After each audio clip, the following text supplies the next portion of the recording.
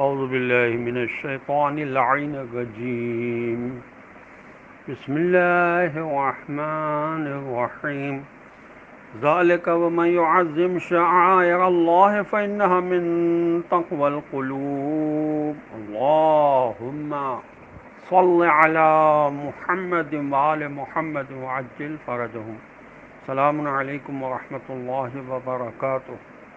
اللہ تبارک و تعالیٰ کا شکر ہے کہ میں نے سورہ مبارکہ حج جو قرآن مجید کا 22 نمبر کا سورہ تھا، اس کی آیت نمبر 32 کی تلاوت کا شرف حاصل کیا۔ اس کا ترجمہ یہ ہے کہ بات یہ ہے کہ جو شاعر اللہ کا احترام کرتا ہے تو یہ دلوں کا تقویٰ ہے۔ شاعر شعیرہ کی جمع ہے، لڑائی میں فوجی اشارے کو شعار کہا جاتا ہے۔ حج کی رسوم ادا کرنے کی جگہ کے لیے استعمال ہوا ہے۔ شعائر وہ علامتیں ہیں جو اللہ تعالیٰ نے اپنی اطاعت کے لیے نصب کی۔ حرمات اللہ کی تعظیم کے ذکر کے بعد اس موضوع کو وسعت دیتے ہوئے فرمایا جملہ شعائر اللہ کی تعظیم قلوب کا تقویٰ ہے۔ حرمات اللہ کی تعظیم کے بارے میں بتایا کہ یہاں تعظیم سے مراد حدود کی پاسداری کرنا اور کوئی حکم حرام ہے تو اس سے باز رہنا ہے۔ اسی طرح شاعر اللہ کی تعظیم بھی ان کے متعلق احکام کی پابندی کرنا ہے۔ شاعر اللہ وہ علامتیں ہیں جو اللہ نے اپنی اطاعت کے لیے نصب فرمائی ہیں۔ حج کے اعمال چونکہ محسوس اماکن کے ساتھ وابستہ ہیں، جیسے کعبہ، صفا و مروہ، میدان عرفات، مزدلفہ، منا اور قربانی کے جانور، یہ سب امت کے بانی حضرت خلیل علیہ السلام کی اطاعت الہی میں یکسوئی اور فنا فی اللہ کی علامات پر مشتمل ہیں۔ سورہ مائدہ قرآن مجید کا 5 نمبر کا سورہ، اس کی آیت نمبر 2 میں ارشاد ہوا یا ایھا الذین آمنوا لا تحلوا شعائر اللہ، اے ایمان لانے والوں تم اللہ کی نشانیوں کی بے حرمتی نہ کرو۔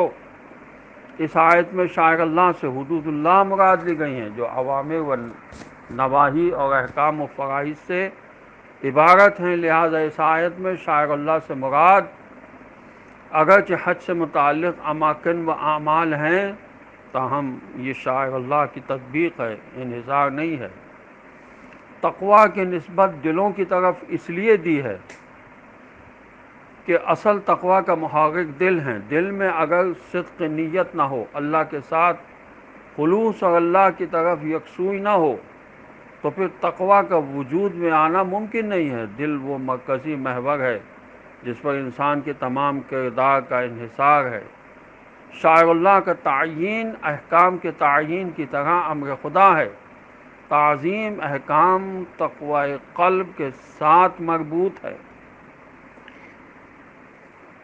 حضرت امیر المومنین علی علیہ السلام کی نوف بکالی کو تعلیم کردہ دعا سے اقتباس اس کر رہا ہوں۔ باغ الہٰ تجھ کو دل کے مخفی آنکھوں کے ساتھ دیکھنے والوں کی نگاہیں تجھ تک پہنچ گئیں اور تو کان لگا کر سننے والوں کے دلی رازوں سے مطلع ہے، چنانچہ جو کچھ وہ چاہتے ہیں ان کی دلی آنکھوں کے سامنے کوئی معنی نہیں ہے۔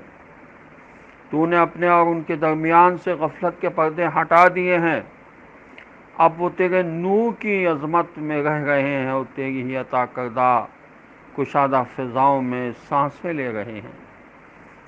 پس میں تجھ سے اس نام کے ذریعے سوال کرتا ہوں جس کے تحت تو اپنے مخصوص اولیاء کے لیے ظاہر ہوا، جس کی بنا پر انہوں نے تجھے واحد جانا اور پہچانا تو انہوں نے تیری حقیقت کے مطابق تیری عبادت کی۔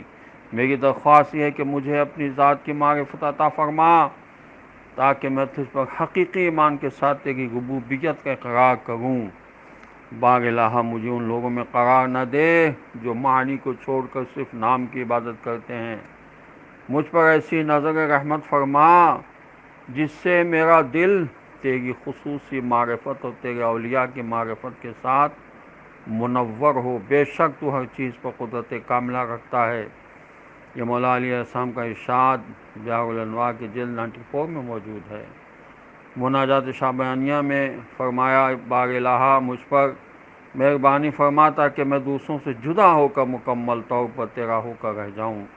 ہمارے دلوں کو بصیرت کی وہ روشنی عطا فرما کہ تجھے پائیں، یہاں تک کہ دل بصیرت نور کے پردوں کو شکافتہ کر کے تیری عظمت کے معدن تک پہنچ جائیں اور ہماری روحیں تیرے قدس کی عزت و بزرگی سے معلق ہو جائیں۔